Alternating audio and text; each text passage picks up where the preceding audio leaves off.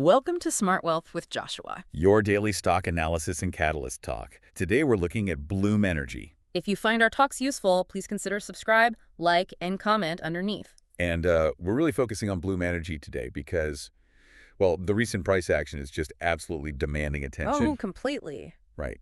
The stock, which trades under the ticker BEE, it just printed this massive, 15.79% single-day reversal. That's a huge move. It's wild. It closed at $228.18, basically violently snapping back from what was a pretty brutal 19% drawdown. Yeah, that drawdown was rough to watch. It was.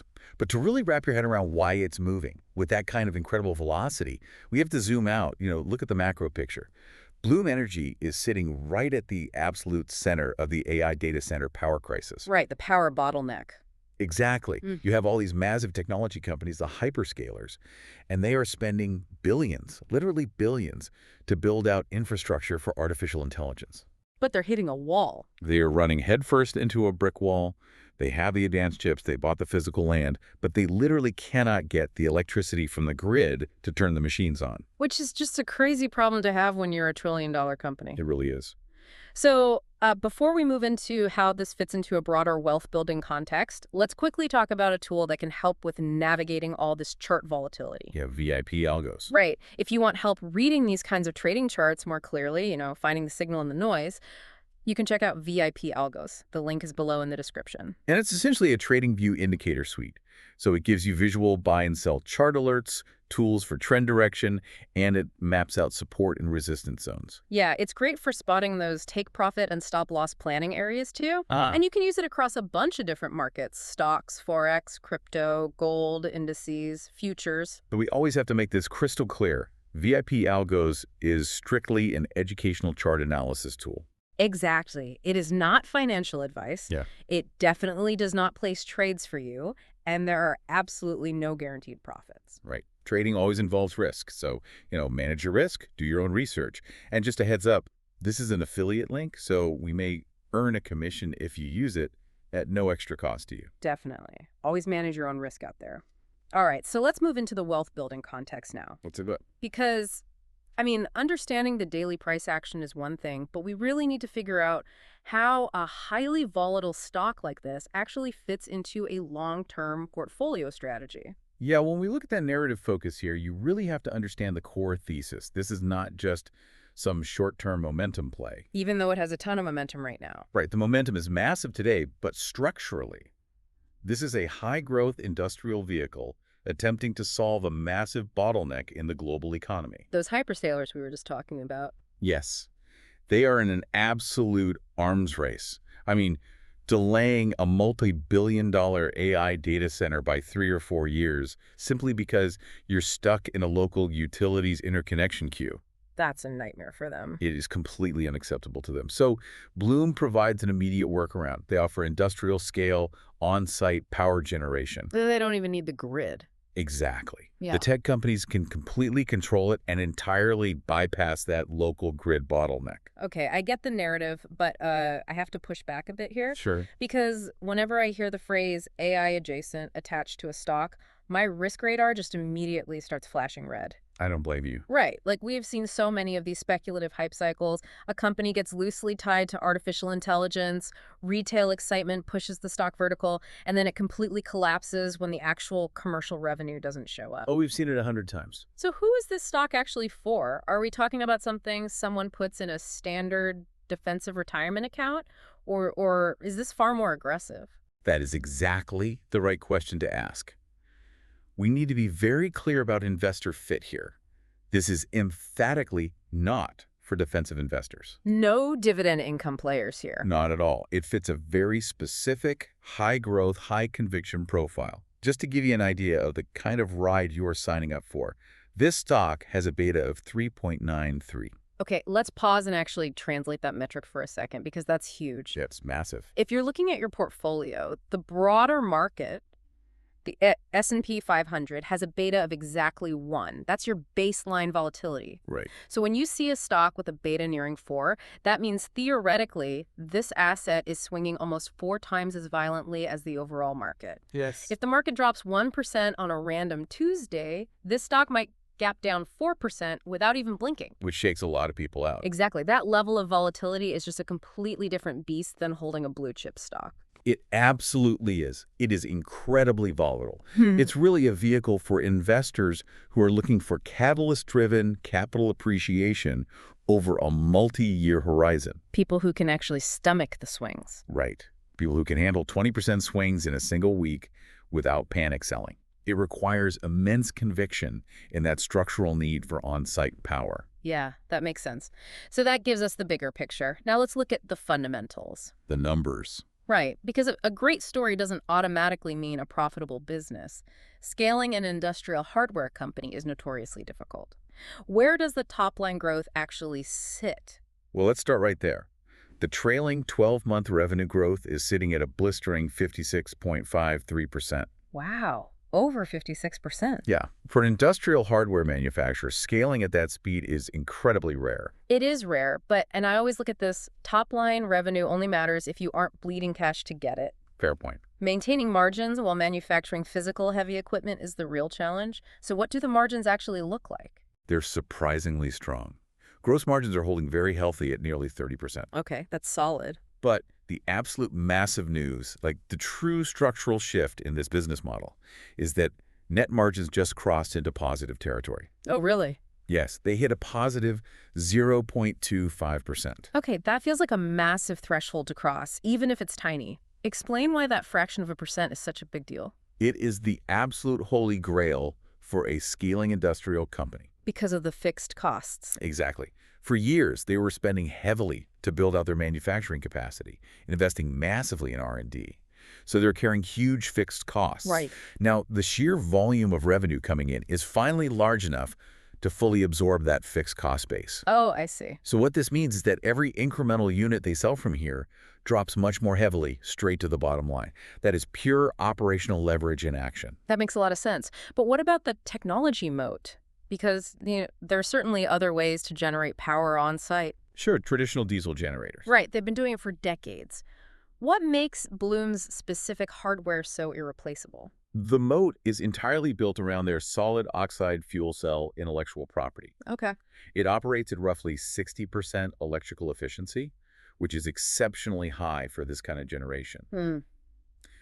But the real kicker, the thing that makes it so valuable right now, is that it is completely fuel flexible. Meaning what, exactly? It can run on natural gas, biogas, or even hydrogen blends. Oh, wow. So they aren't locked into one fuel source. Exactly. And from a business quality perspective, it is highly sticky. Think about the engineering involved here. Yeah, it's a massive installation. Right. Once a hyperscaler engineers a multi-megawatt Bloom system into their complex site architecture, the switching costs are absolutely prohibitive.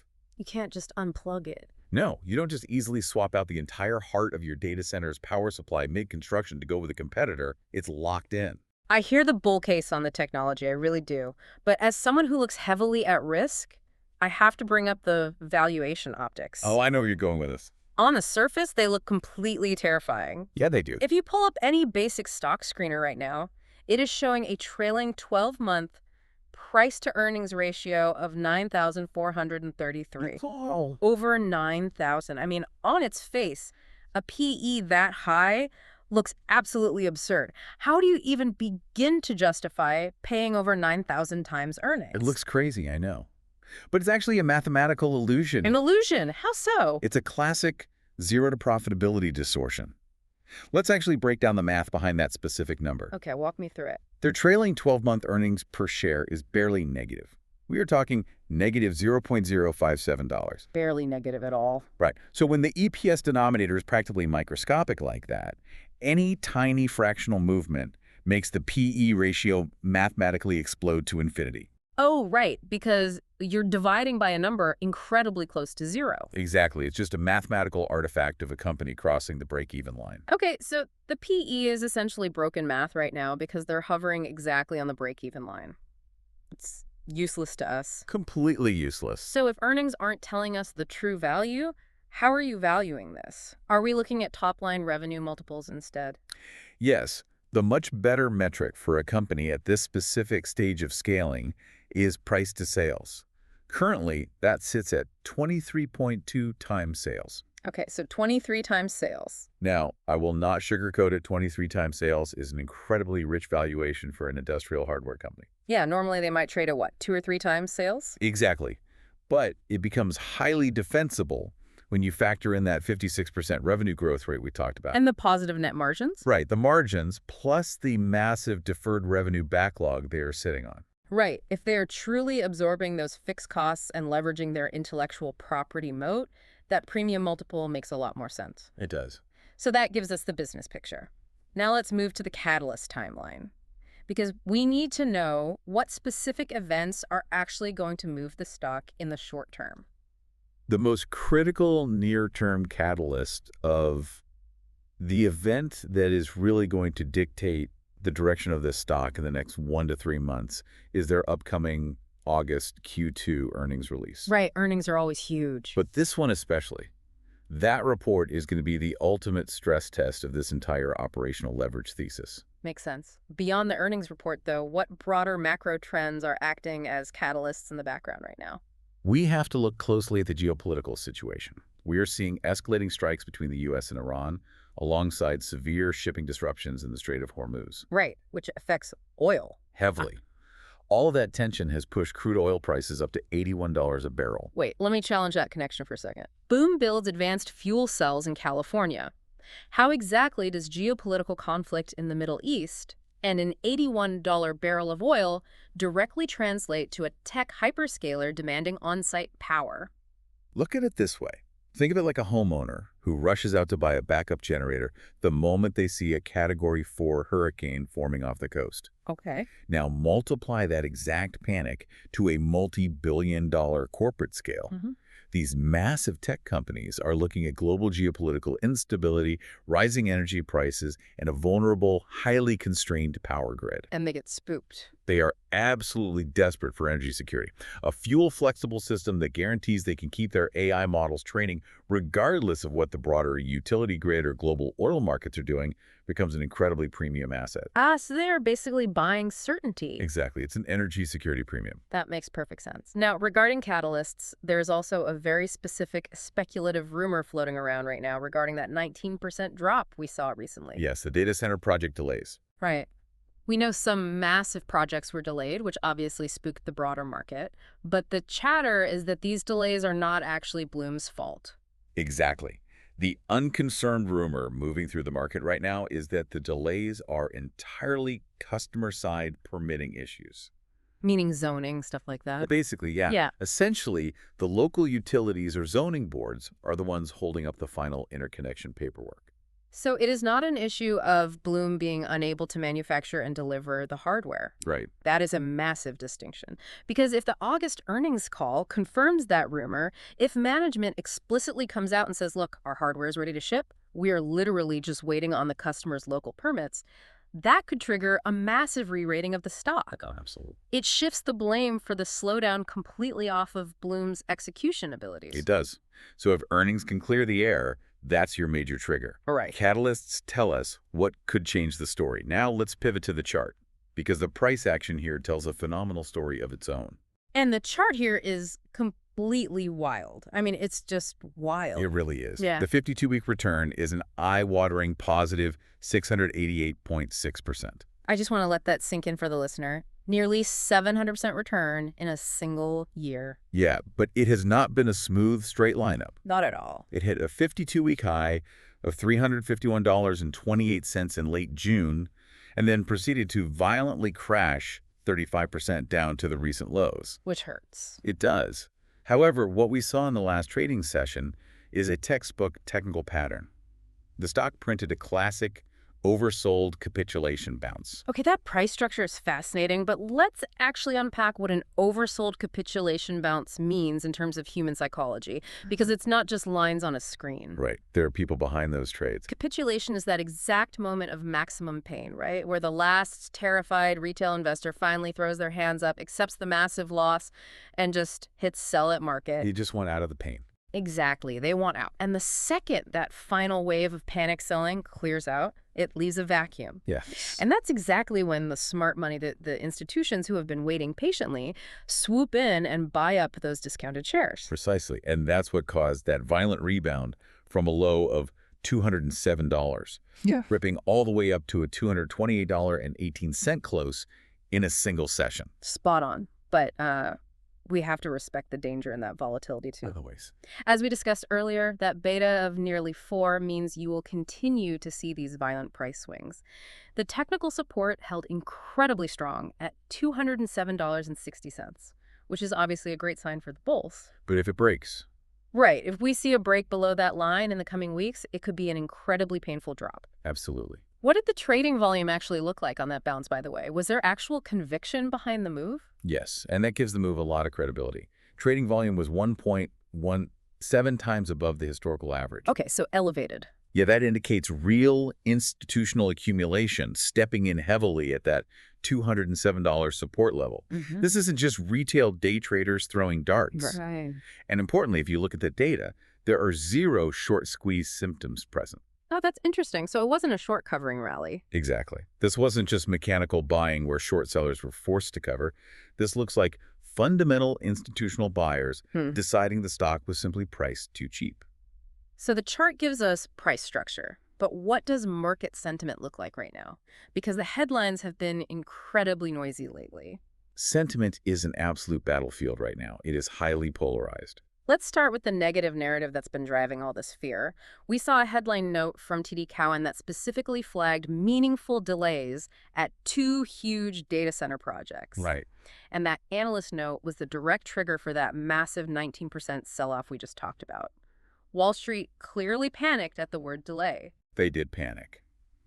But if you look closer at the actual text of that same TD Cowen note, there's a massive hidden bullish signal inside it. What's that? Well, despite heavily flagging those meaningful delays, the analysts maintained their $235 price target. Wait, that is fascinating. So they basically yelled fire in a crowded theater, but they didn't actually lower their internal valuation model for the company at all. Exactly. Why would they do that? Because mathematically, they likely view those delays as mere timing shifts in revenue recognition rather than permanently lost contracts. If a billion-dollar contract is delayed by 3 months because of a zoning permit, the net present value of that future cash flow barely changes in the grand scheme of things. The revenue just shifts to the next quarter's balance sheet. Right. The broader market reacted emotionally to the word delay, but the analysts are quietly signaling that the underlying long-term value of the business remains completely intact. Wow. We are also seeing some very interesting institutional flow alongside that, right? There have been a number of recent whale alerts popping up across the industrial sector. Yes, significant institutional options activity, signaling big money moving in. And if we look closely at the insider activity over the last 90 days, it tells an incredibly compelling story, too. What's it showing? It is remarkably balanced. We are currently seeing 13 insider buys versus 12 insider sells. Okay, that is actually a remarkably strong signal, and let me explain why that matters so much. Go for it. There's an old Wall Street adage. Insiders will sell their company stock for a million different reasons. Right, they need to pay a tax bill, they're buying a new house. Exactly, or they just want to diversify their portfolio. But insiders only ever buy stock with their own cash for exactly one reason. They fundamentally believe the price is going up. Yep. If a stock you work for runs up almost 700%, basic human nature is to cash out at the top. So the fact that insiders aren't panic selling here and that there are actually slightly more buys than sells shows they are holding their ground and firmly believe the long-term thesis is still fully in play. That sentiment picture is highly useful, for sure. But, and we have to do this, we still need to talk about the risks. We cannot ignore the downside. Yes, we absolutely need to ground this. The high-flying thesis is exciting, but let's talk real execution risk. Okay. Specifically what I would call project delay permanence. We discussed the bullish rumor that the delays are just minor customer permitting issues, but what if they aren't? Right. What if it's worse? What if August earnings reveal that those TD Cowen flag delays are actually hard contract cancellations? Or even worse, what if Bloom's own manufacturing pipeline is actually choking and they physically can't deliver? If that happens, the entire backlog thesis shatters instantly. Exactly. And at 23 times sales, the floor will completely fall out from under this stock. That is the ultimate bear case. Yeah. And it is a highly valid execution risk that cannot be ignored. But you also have to consider the broader macroeconomic valuation and sector rotation risk. Right. We are seeing a massive tech and AI sector rotation playing out in the broader markets right now. It's vicious out there. The financial headlines are full of stories about 2026's hottest stocks suddenly turning ice cold. I mean, just look at what happened to Intel and SanDisk recently. They got... Is currently showing very little patience for high multiple tech right now. None at all. At 23 times sales, Bloom has zero room for error. Yeah. If the broader market simply decides to aggressively rotate out of high beta technology and industrial stocks and moves capital into safe, defensive havens, Bloom will get dragged down with the tide. Regardless of the fundamental. Right, regardless of how good their solid oxide fuel cells are or how positive their profit margins look. It's the classic risk of the neighborhood you live in. If the whole tech and AI sector sells off, you go down with it. Absolutely true. But balancing those very real execution and sector risks, we have to remind ourselves of the price action we just covered. The 35% drop. Yes. The stock has already taken a massive 35% haircut from its $351 high. That means the market has already aggressively priced in a significant amount of this fear regarding the project delays and the broader sector rotation. All right. Taking all of that, the massive upside potential, the structural technology moat, and weighing it right up against that heavy valuation and execution risk. So with everything on the table, what's the final verdict?